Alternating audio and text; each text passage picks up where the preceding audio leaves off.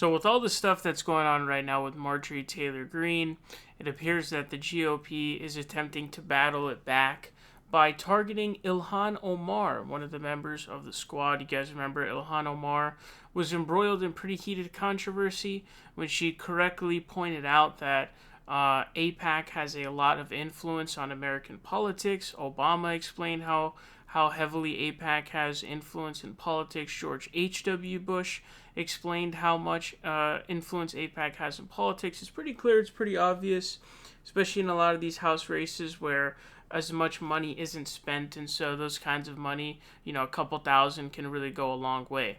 It says GOP lawmakers look to remove Ilhan Omar from committees as Dems attack Taylor Greene. So that is House Minority Leader Kevin McCarthy. He basically announced today that there are going to be no punishments for Marjorie Taylor Greene. Now, I think that she should be expelled because of the death threats that she has previously made and have loomed throughout her tenure. But they're just debating whether or not she should be removed from her committee chairmanship, not chairmanships, but being on committees, education and labor, I believe, and even budget, I think, is one of them.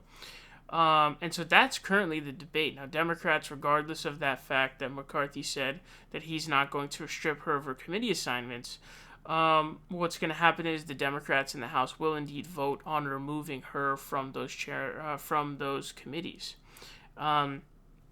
Since House Republicans this week are looking to remove Representative Ilhan Omar from her committee assignments amid a similar fight from Democrats to House Representative Marjorie Taylor Greene from her assignments.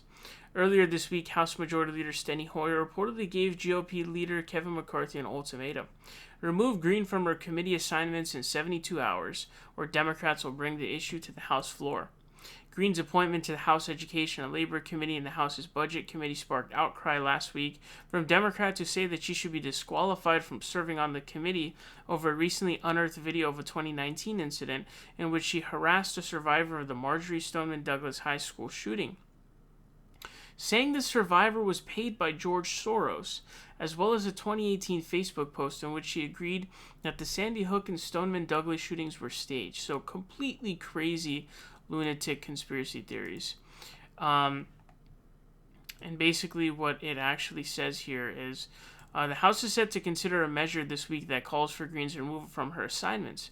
Meanwhile, according to Fox News, a proposed GOP-backed amendment that the measure calls for Omar to be ousted from her assignments in light of conduct she has exhibited. The amendment, sponsored by Representatives Brian Babin, Jeff Duncan, Jody Heiss, Andy Biggs, and Ronnie Jackson, claims that Omar has made anti-Semitic comments that are grounds for dismissal. And it goes on to explain, remember, that it's all about the Benjamin's baby comment from Ilhan back in 2019.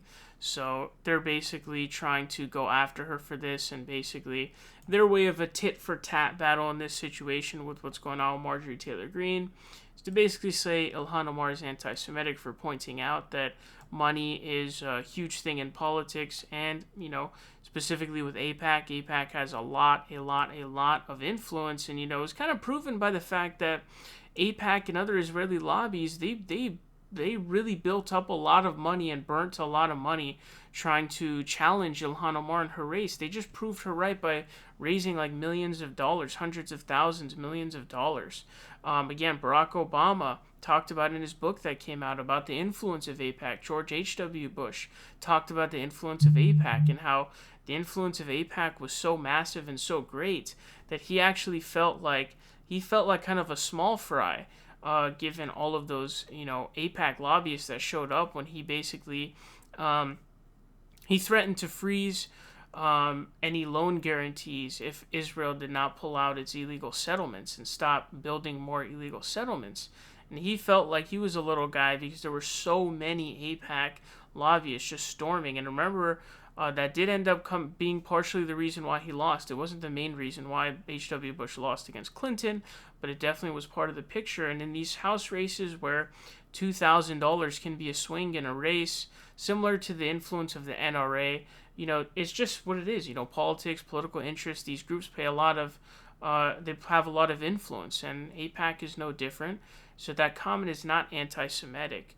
So it's a false equivalency But this is the kind of bullshit that you kind of end up opening yourself up to when you start trying to remove Marjorie Taylor Greene from the committee seats. Not that it's the wrong thing to do, but this is the kind of thing that's going to result from it. But, it is kind of disappointing because it seems that an entire controversy with the whole "it's all about the Benjamins baby" thing, it didn't really seem to move the conversation towards, hey, criticizing Israel is not anti-Semitism, which is what I was hoping would happen. I guess that battle is going to take a lot longer.